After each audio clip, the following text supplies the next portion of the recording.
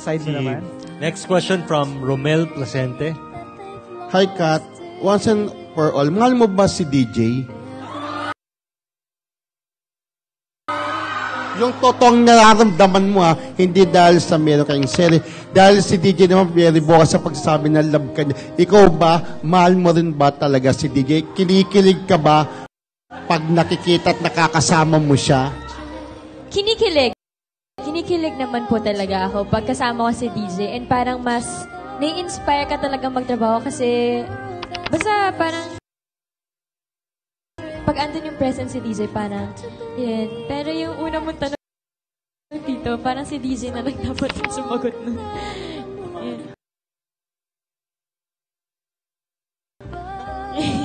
Hindi, sinabi naman niya dati mahal ka niya, di ba?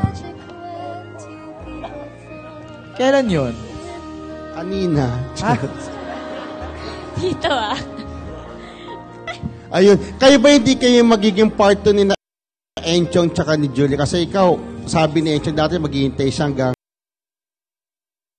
mag-18 si Julia Montes pero naging sila pala. Kayo ba hindi abot sa puntong maging kayo rin pero ililihim nyo? Okay na rin talaga ngayon at ayaw nyo na amin dahil andyan si Mother. Parang wala akong tamang sagot para sa tanong nyo dito. Pero yung mga tanong nyo kasi delikado ho yun eh. So wala, talagang wala pa. Pag nangyari po yun, mawawalan po tayong trabaho.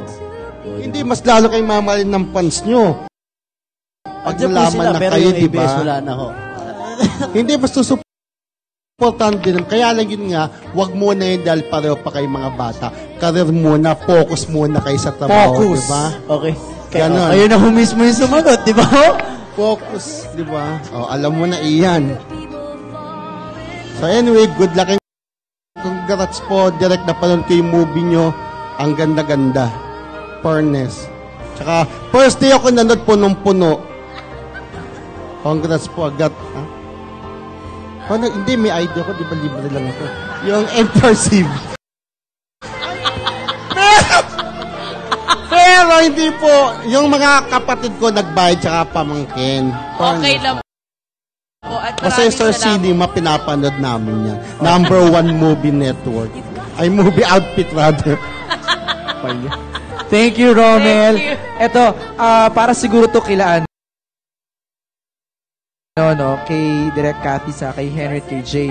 Paano mula sa Witchy Kells sa ating live streaming, paano nila mapapa-level up ang kilig this time since bongga na yung kilig sa last teleserye nila? So, sa point of view ng director at ng writers, paano nyo para mapapa-level up ang kilig? Actually, sobrang hirap nun. Actually, yun yung magic nung we were never expecting Princess and I to be such a big hit. Kaya, pero when we were discussing, we were brainstorming, sleepless nights, etc.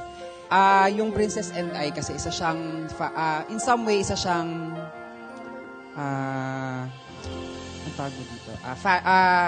Isa siyang fairy tale. Yun ang Princess and I eh. Parang isa siyang fairy tale of a young girl who suddenly becomes a princess. Hindi siya, and along the way, meets 3 different guys. Gino was just one of them.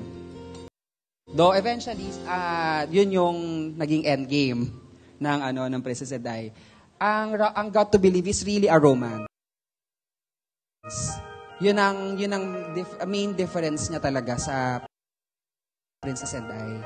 It's a story of 2 souls of Chichay and Joaquin meeting, being part of this magic, and how the story would evolve when they meet hanggang sa malalaki na sila.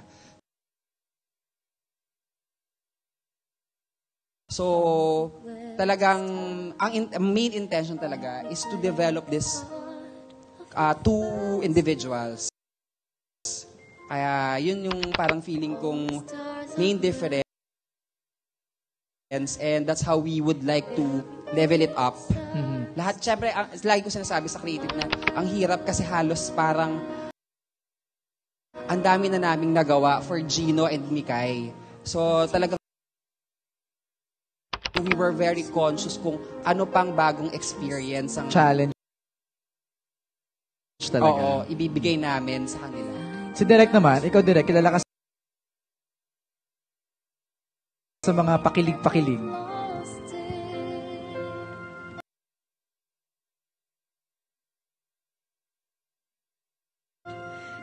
Hindi sumagot.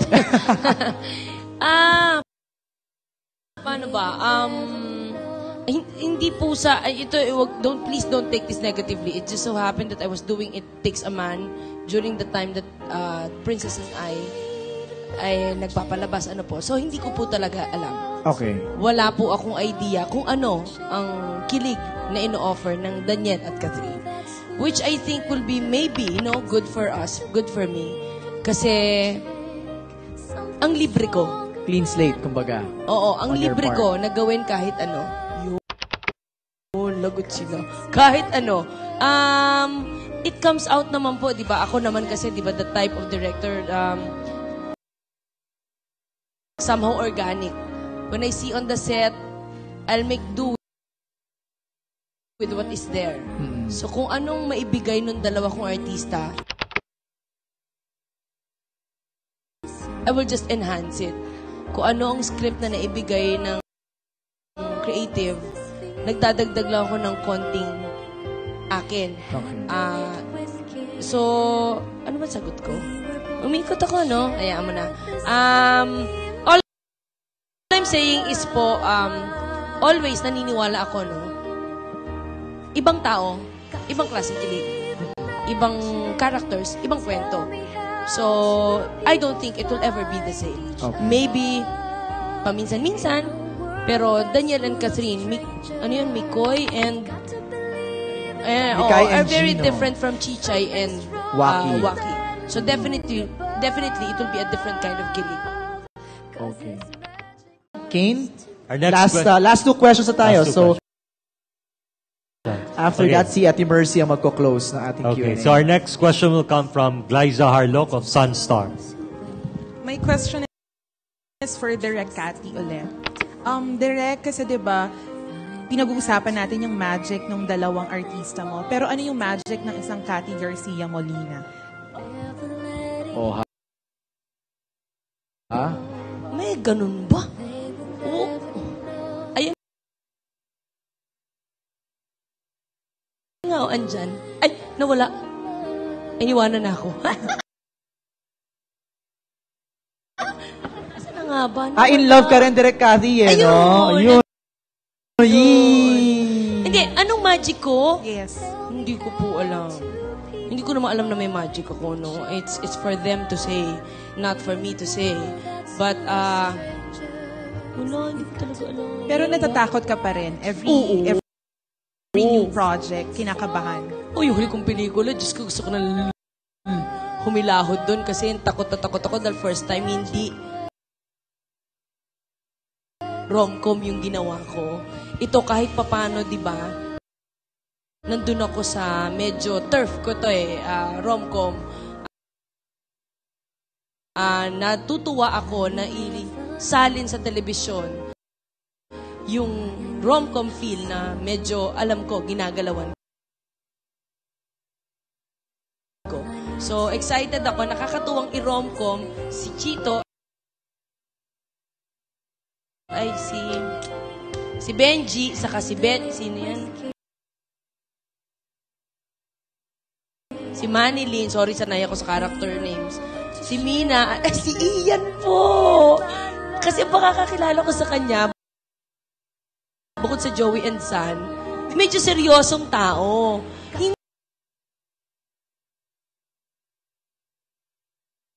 Hindi, meron pala siyang fan site, tapos nakakapagpakilig siya. Natawa lang ako. Natuwa lang po ako. Tapos di ba naman si Benji, basketball at magkatatawanan. Marunong po magpakilig kanina, napakilig niya naman ako. So, nakakatuwa po, no, to explore na hindi